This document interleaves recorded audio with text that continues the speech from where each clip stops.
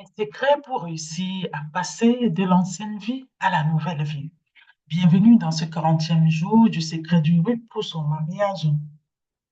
J'aimerais aujourd'hui m'arrêter un instant pour vous parler.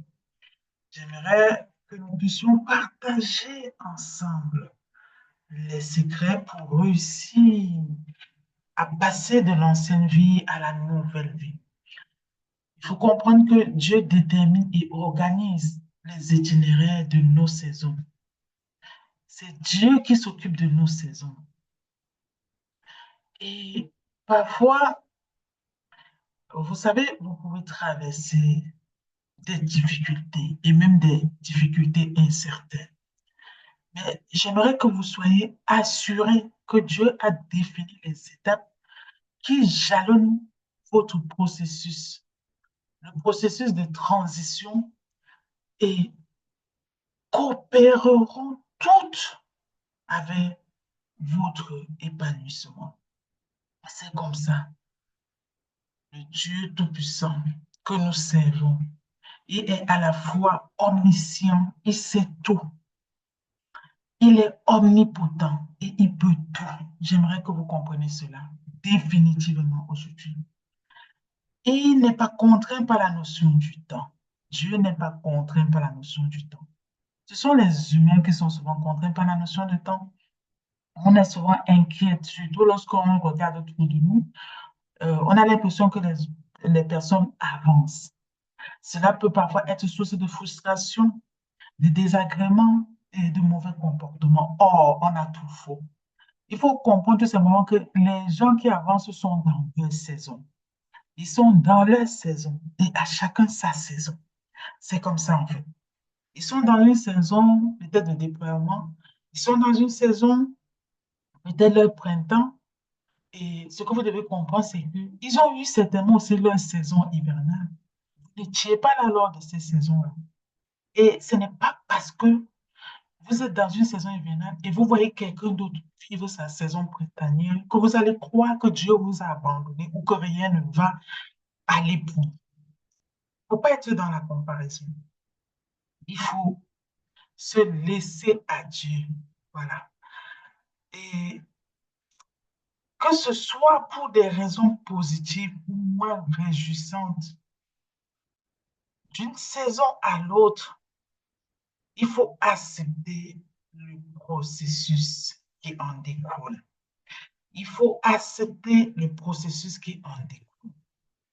Vous attendiez aujourd'hui je vous, que je vous dise quelque chose d'extraordinaire, mais je vais juste vous dire, peu importe vos saisons, le secret pour réussir de passer à l'ancienne vie à la nouvelle, le secret est celui de laisser Dieu vous façonner, de laisser le temps à Dieu vous donner ce qu'il a à vous donner, de chasser en vous toute frustration. Voilà. Parce que Dieu est à vos côtés et il a plané vos sentiers vers la réussite. Mais parfois, nous sommes juste trop pressés. Nous sommes trop pressés. Et pour cela, je veux vous inviter à comprendre quelque chose. Pour donc réussir à passer de l'ancienne vie à la nouvelle vie, vous devez mener une vie de dévouement et d'obéissance à Dieu. La personne qui obéit à Dieu, il faut savoir que vous avez pris la bonne part et Dieu ne peut pas vous laisser. Voilà. Vous devez deuxièmement mettre votre confiance en Dieu et mettre votre et mettre Dieu comme le maître de votre avenir. Voilà. Troisièmement, vous devez vous nourrir. Nourrissez-vous du courage et de force intérieure. L'erreur que font beaucoup de personnes, c'est de vouloir toujours aller chercher, je dis chercher leur force à l'extérieur. Certes, vous avez besoin de votre entourage pour pouvoir émerger, progresser, exceller. Vous ne pouvez pas fonctionner toute seule. Mais il faut savoir qu'il y a une grosse part intérieure à faire. Et tant que cette part intérieure n'est pas faite, même si les connexions divines, les gens qui vous entourent, vous abordent des coups de pouce, cela peut ne pas aboutir parce que chacun a sa responsabilité dans l'affaire. Dieu a affaire dans votre vie, l'entourage a affaire dans votre vie et vous avez personnellement une grande part à faire. Vous devez apprendre à couper net avec le passé. Et vous voyez ce que Ruth a fait. Ruth s'est radicalement coupée de son passé en laissant derrière elle tous ses repères. Elle avait abandonné son père, sa mère, pour s'attacher à sa belle-mère. Elle a quitté sa terre natale pour s'installer dans une nouvelle vie. C'est ça, en fait.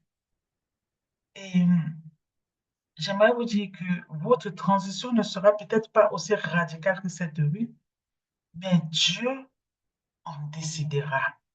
Il vous faut du courage, il faut que vous commencez et Dieu lui fera le reste.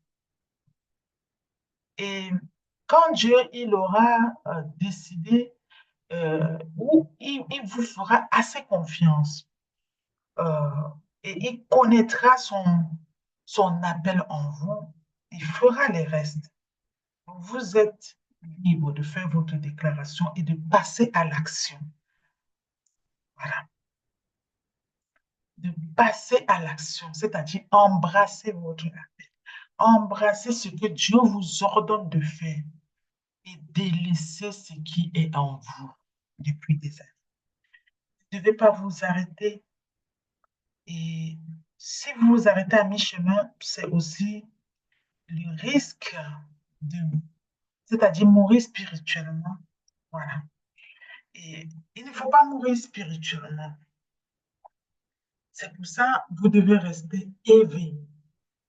Euh, je veux dire, tenez ferme, soyez courageuse, restez sur vos gardes, soyez forte. Et c'est le commandement que Dieu nous donne, hein. Je n'invente rien. Donc, j'espère que... Et vous devez, j'ai pas fini, vous devez aussi rester ouverte à de nouveaux modes de fonctionnement. Et vous savez que oui, elle a dû s'acclimater à un mode de vie totalement différent. Ce qu'elle avait toujours connu. Bon, il y a beaucoup de personnes qui veulent aujourd'hui avancer, mais ne sont pas prêtes. Ils ne sont pas prêtes à s'ouvrir à qui que ce soit. Voilà.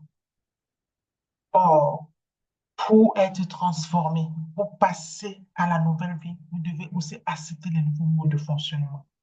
Voilà. Vous devez rechercher et surtout suivre des conseils avisés, pas n'importe qui, d'un mentor. Vous devez dorénavant, on dit, c'est la Bible qui nous dit ça dans Romains 12, 9b. Ayez le mal en horreur et attachez-vous fortement au bien. Vous devez choisir de devenir quelqu'un de bien. Vous devez choisir de devenir quelqu'un de bien. Parce que la parole de Dieu nous dit que la voix de l'insensé est droite à ses yeux. Et celui qui écoute les conseils est sage. Donc, vous voyez qu'il y a beaucoup à faire. Beaucoup. J'espère que vous avez aimé ce moment. C'était votre coach conjugal, hein. Rejoignez-nous sur tous nos réseaux sociaux, YouTube, Facebook, TikTok. Je vous dis à très bientôt dans Grâce Divine. Bye bye.